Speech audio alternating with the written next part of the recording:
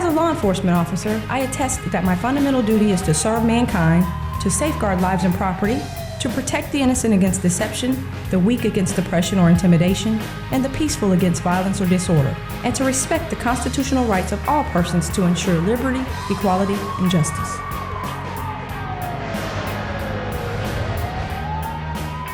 Welcome to Gainesville PD On Duty, the show that takes you behind the badge of the Gainesville Police Department. My name is Officer Ben Tobias, and I'm the spokesperson for the agency. On today's episode, we'll cover a wide variety of topics, from motorcycle officers to guns being stolen from cars, and finally, a visit to our aviation unit. This episode begins with a look at our motorcycle officers. These highly trained officers have the ability to put a motorcycle that weighs over 1,000 pounds almost anywhere they want it. These officers are efficient at enforcing the traffic laws from the seats of their bikes.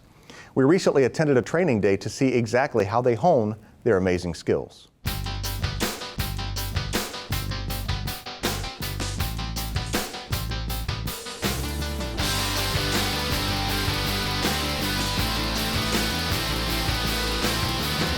I'm Officer Frank Ziskowski. I handle the training for the motor unit at the Gainesville Police Department.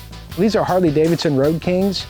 It's a American motorcycle. It's a 103 cubic inch engine. The new ones are 107. They are equipped with ABS, with the anti-lock braking system. They are large. Harley-Davidson's largest motorcycle is the Road King frame. We, as riders, get to the point of being able to handle these bikes in low-speed maneuvers and also elevated speed maneuvers such as the racetrack environment, cornering and braking such today. We go through an 80-hour basic motorcycle school where the rider's prepared to handle the bike in pretty much all the situations that they're going to encounter riding traffic enforcement. There are 12 exercises that we do: cornering, maneuverability, cone weaves, intersection style work, turnaround, 180 degrees, accelerated U-turn, etc. And those prepare you to work on the street on the bike. These are all important things and skills to work on. These are the life-saving skills, or accident avoidance techniques that we use quite often around the city of Gainesville. We like the motorcycle for its maneuverability.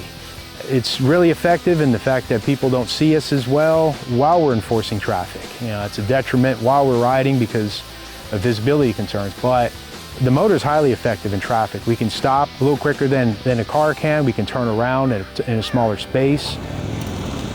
Whoa! What's up with that? Caught that front wheel up, didn't I? Yeah. When you're braking, don't look here in front of you at the ground. Look straight out there. Cool. Through the basic skills, the confidence level builds. The more you practice it, the better you become at it. A lot of these bikes are subject to being put down by the rider as they're learning and practicing.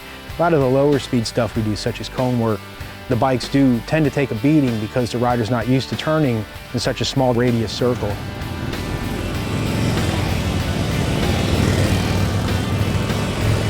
We set up 2 brake and escape exercises out here today. The first exercise, the riders entered the braking chute at 40 miles per hour. That braking chute is 62 feet long. Brake in a straight line, threshold braking, front brake first, rear brake second. The second exercise has set the distance at 140 feet. The riders enter that. They were stopping at approximately about 125 to 135 feet today. The point I'm making is this: if you add 20 miles per hour to your speed when you enter an intersection and you have to stop for a given threat at a given point, your stopping distance just went from approximately 50 to 60 feet to 130, 140 feet, just by adding 20 miles per hour to the speed. So basically, 20 miles an hour extra, you're doubling your stopping distance with the same braking effort. You had a bunch of ABS coming all the way through it. And that's what, if you look back, it's a bunch of dashed lines. All right, better next time. I try to tell them, look, hey, you don't rely on the ABS. The rider is the ABS. You are in control of the ABS system. Yes, the bike has anti-lock on it. They've been known to fail. I've seen them fail during exercises such as these. Basically what ABS does is it regulates the pressure to the braking system to avoid a wheel lockup at a certain speed. Every bike is different too. Every bike's got a different threshold of when that ABS activates. If a rider has an ABS event, there's a reason for it, be it a road surface or be it too much application in the front or rear brake or both. Could be a tire pressure issue. I know you've heard me say today that a couple of bikes coming through the 60-mile-an-hour braking, you can hear and see a definite difference in the way some of the bikes handle. Some of them had tire pressure issues today. The tire pressure definitely affects braking, and it also affects the ABS activation point as well. These braking exercises come into play if we do happen to catch up to a car that's exceeding the speed limit and they decide to stop really quick, as some of them do. We're also prepared for that too, and it helps us maintain control of the bike at all times. The pavement out here is extremely good. Drag factor is extremely high. The riders know that this braking exercise is going to come up. On the street, you may not know when this is going to happen, so you're going to have to factor a reaction time for your riding in as well.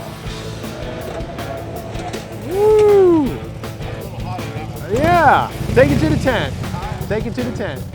We are in control of the motor at all times, pretty much under all circumstances.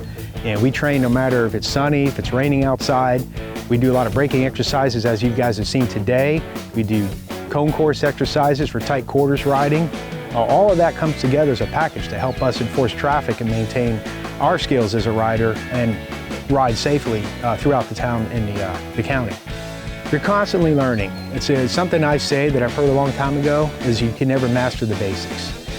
We always work on our basics out here. Basic braking, as you guys have seen, braking in a straight line, that's one of the very first courses that we teach in a basic motor school, is that 40-mile-per-hour braking. A lot of what we do are basic skills, and we constantly go over those basics, those rudiments over and over again. Those become ingrained, those become second nature to a rider. And when you need to call upon those skills very most, in a high-stress situation when your fine motor skills have left, your gross motor skills take over. And through muscle memory, they allow us to do things on the bikes that might not be capable of if you don't practice those skills constantly. Motorcycling is a perishable skill. You need to constantly go over what you're doing month by month, week by week. And the plus side of it is that we're on our motors almost every day. And that helps too, because whenever you are riding, you are engaging in that muscle memory each and every time you get on the bike. So you're constantly building. So the more experience you have on the motor, the better off you are to deal with any obstacles that may come up. Our motorcycle officers are constantly practicing and pushing the limits of their skills. We want them to push the limits in a controlled environment so they don't experience any crashes while out in public. The rider you saw take a tumble in the segment, he is an extremely talented veteran rider. It just goes to show that everyone has a limit, and I'm glad he found that limit in training and not out on the road. After a quick break, we'll talk to one of our crime prevention officers to learn why guns are being stolen from cars.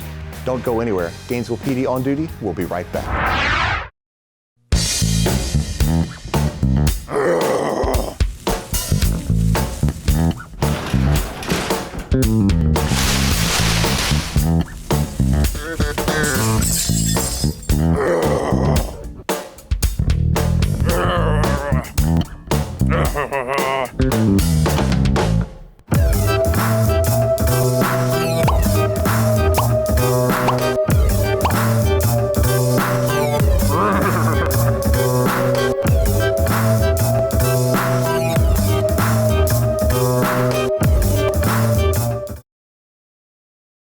It's after midnight. Most likely you're asleep, safe in your home.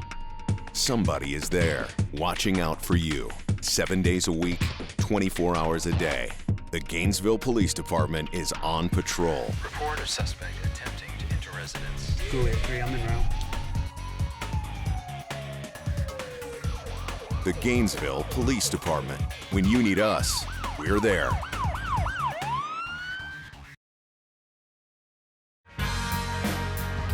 I will maintain courageous calm in the face of danger, scorn, or ridicule. Develop self-restraint and be constantly mindful of the welfare of others. Honest in thought and deed in both my personal and official life, I will be exemplary in obeying the laws of the land and the regulations of my department. Together, as a community, we foster order, safety, and freedom.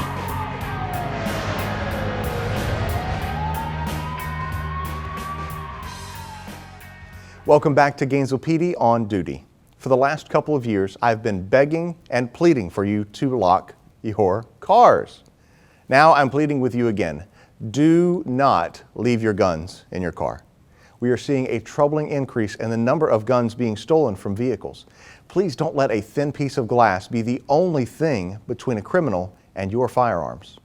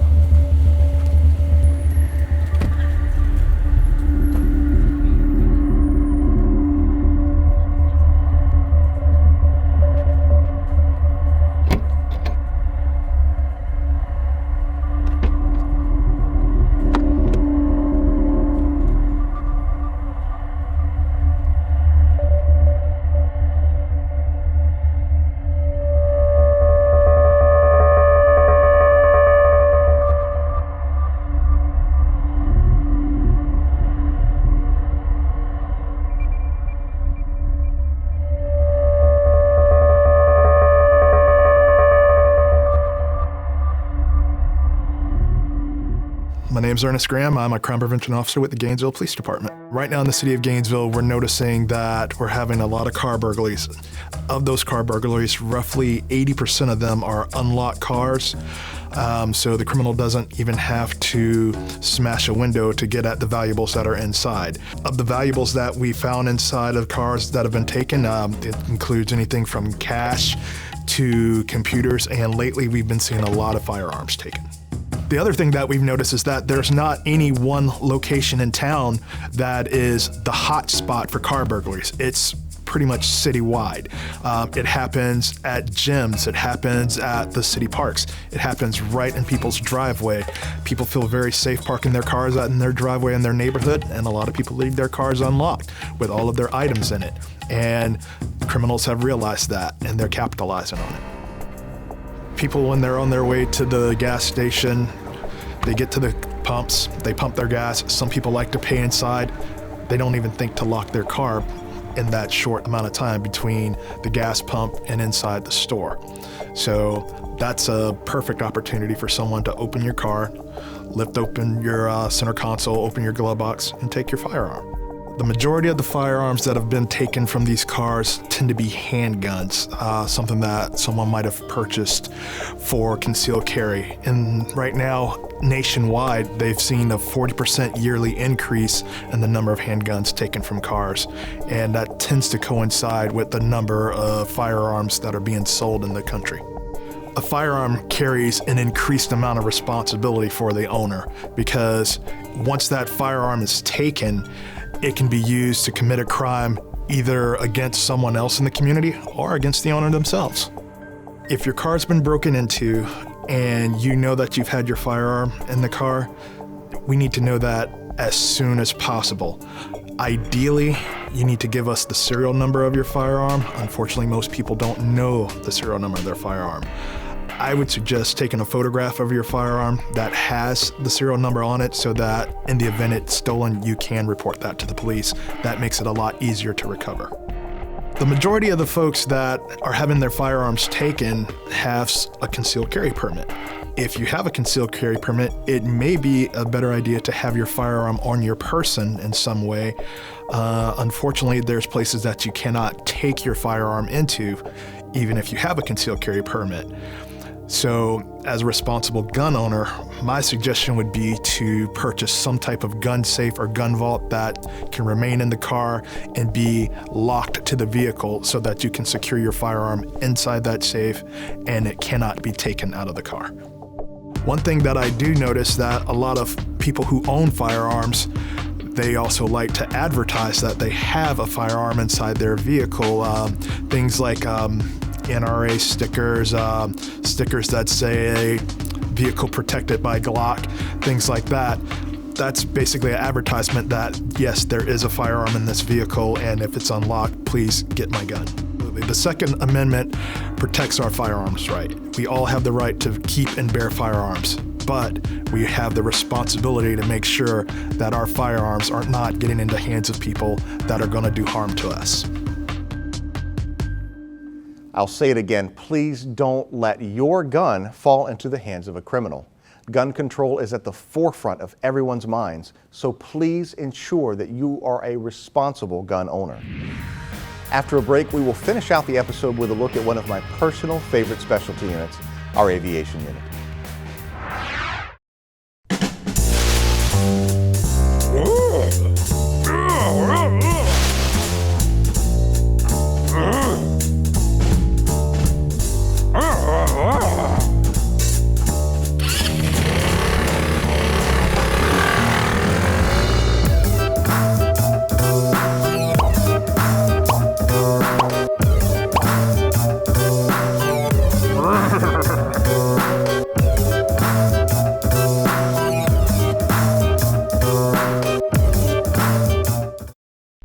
I actually don't remember anything from the accident. Crossing the intersection of 13th Street and 39th Avenue, and a truck pulled out in front of me. Wearing all black also doesn't help, so I was wearing all black. I had a son behind me. My head went full force into the hood of the truck that pulled out in front of me.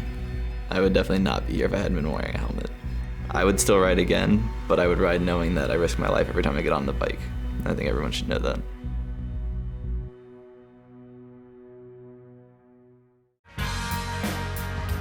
I will never act officiously or permit personal feelings, prejudices, animosities, or friendships to influence my decisions. With no compromise for crime and with relentless prosecution of criminals, I will enforce the law courteously and appropriately, without fear or favor, malice or ill will, and never employing unnecessary force.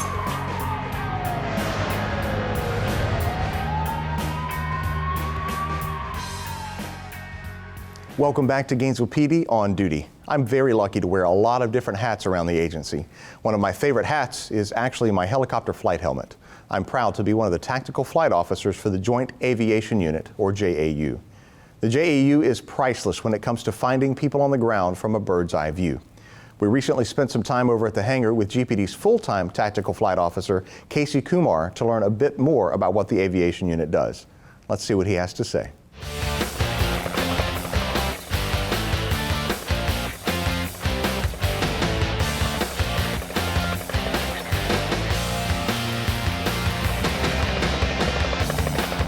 My name's Casey Kumar. I'm a tactical flight officer with Gainesville Police Department's Joint Aviation Unit. I search for anybody that needs finding. That involves anybody that's either running from the police, lost in the woods, a whole host of other things. Basically, what I'm here to do is to support the patrol deputies and officers on the ground. But it's not even limited to law enforcement support. Primarily during the hurricanes, we'll take GRU people up and search for damage, specifically power lines.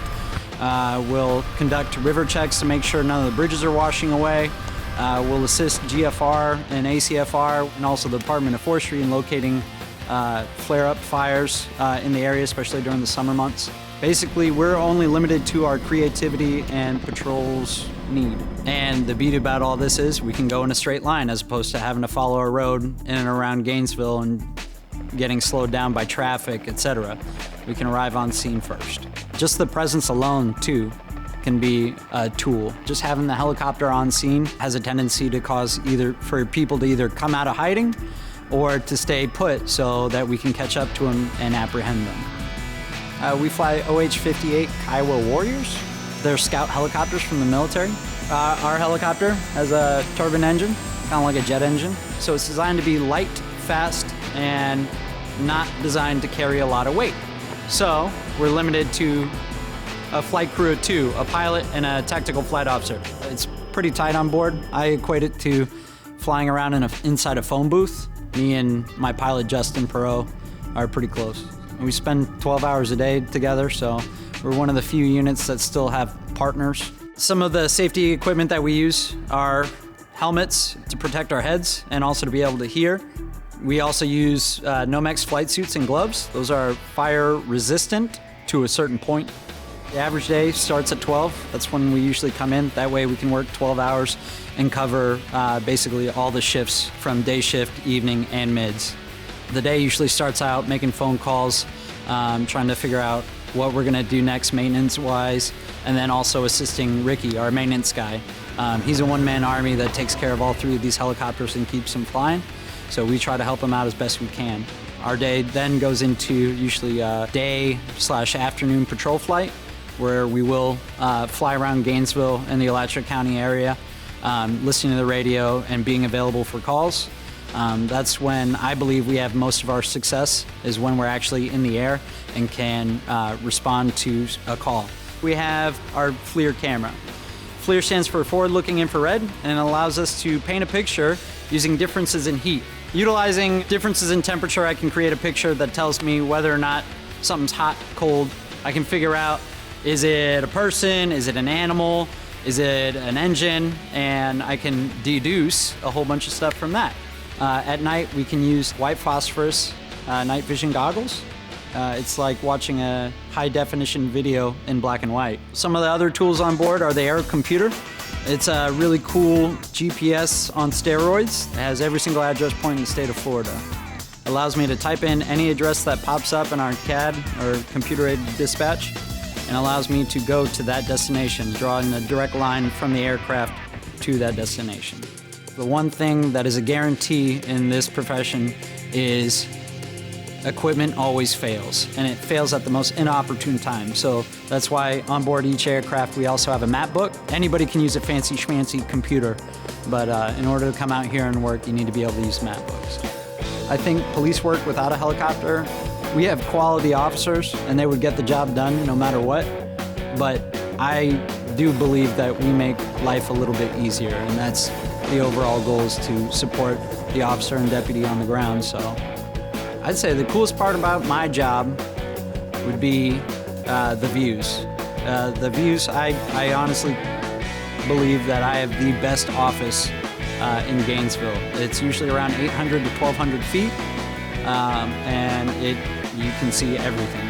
So it's like a corner office, but in every direction.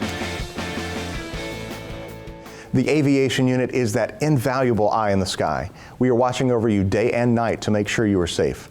Whether it's a criminal fleeing the area or a missing person that needs to be found, the Joint Aviation Unit will be there from 800 to 1,200 feet above you.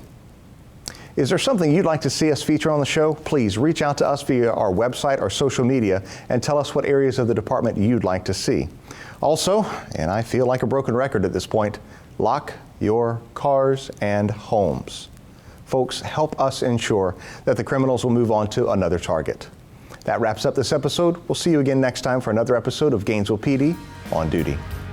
I recognize the badge of my office as a symbol of public faith, and I accept it as public trust to be held, so long as I am true to the ethics of the police service. I will constantly strive to achieve these objectives and ideals, dedicating myself before God to my chosen profession, law enforcement.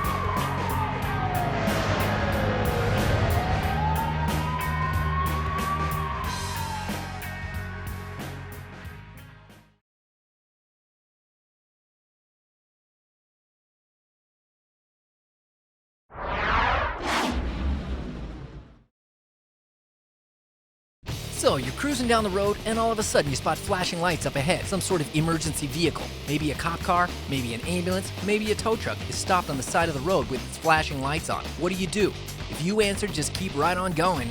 Wrong. Sorry, try again. When an emergency vehicle or tow truck is stopped on the roadside with its lights flashing, it's your job to move over or slow down 20 miles per hour below the speed limit. That's right, move over and give them some room, or slow down if you just can't change lanes. That is unless you like paying tickets, because that's just what you'll get, a big, fat ticket.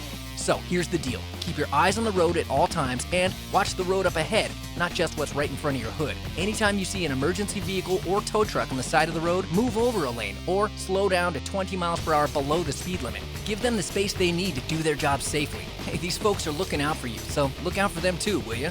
Move over, Florida. It's the law.